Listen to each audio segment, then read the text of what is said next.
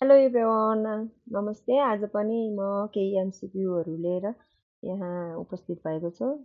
Hope तपाईँहरूलाई मनपर्छ। सुरु गरौँ त। आज चाहिँ म्यानेजमेन्ट र कम्प्युटरको एमसिक्यूहरू रहेको छ। क्वेसन नम्बर 1 रहेको छ, who is known as the father of modern management. Modern म्यानेजमेन्टको पिता भनेर कसलाई चिनिन्छ? यसको एन्सर हो एफडब्ल्यू टेलरलाई चिनिन्छ। Question number 2 रहेको छ, the process of planning, organizing, leading and controlling is known as management. Management is the process of planning, organizing, leading and controlling. Which of the following is not the function of management?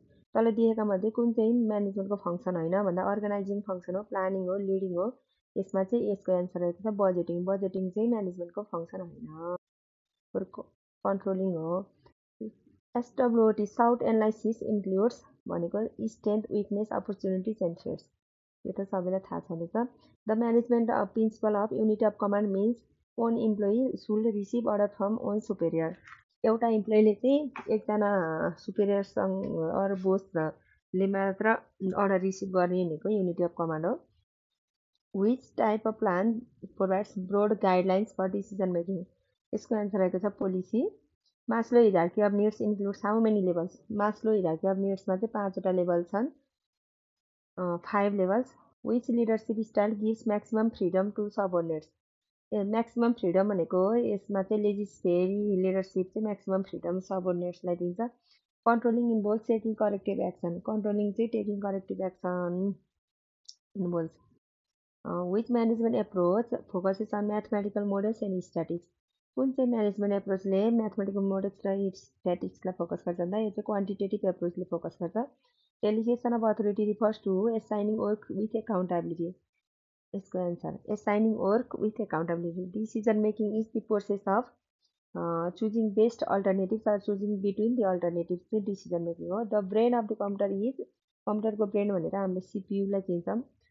Which one is an input device. Input device कुन चाहिँ हो भन्दा printer होइन, monitor होइन, keyboard चाहिँ यसको input device हो कम्प्युटरको।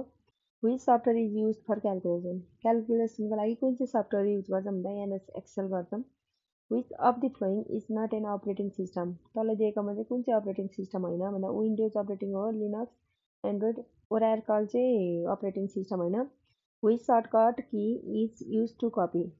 कपी गर्नको लागि कुन सर्टकट हो, Ctrl+C गर्छौँ हामीले। फुल फर्म अफ युआरएल भनेको uniform resource locator. Full form of URL भनेको युनिफर्म रिसोर्स लोकेटर हो। Which one is not a web browser. कुन चाहिँ वेब ब्राउजर होइन भन्दा एक्सेल चाहिँ वेब ब्राउजर होइन। Which memory is temporary. RAM. RAM चाहिँ टेम्पररी मेमोरी हो। Which language is use to create web pages. Web pages create गर्नको लागि चाहिँ कुन चाहिँ ल्याङ्ग्वेज युज गर्छ भने HTML ल्याङ्ग्वेज युज गर्छौँ हामीले। Which device connect computer to a network. Computer चाहिँ नेटवर्कसँग कनेक्ट गर्ने कुन डिभाइस भन्दा modem. Which of the following is a programming language. तल दिएको मध्ये कुन चाहिँ प्रोग्रामिङ, चाहिँ जावा हो programming language. The permanent memory of computer is RAM. Temporary memory चाहिँ ऱ्याम भयो, पर्मानेन्ट चाहिँ ROM. Which of the following is a file extension for the old document. यसको चाहिँ फाइल एक्सटेन्सन गर्नुको लागि ओल्ड डकुमेन्ट डक्स एक्स। यसको answer. आजलाई यति नै। यदि हजुरहरूले मेरो च्यानल सब्सक्राइब गर्नुभएको छ सब्सक्राइब गर्नु, लाइक गर्नुहोस् भिडियो मन परेमा।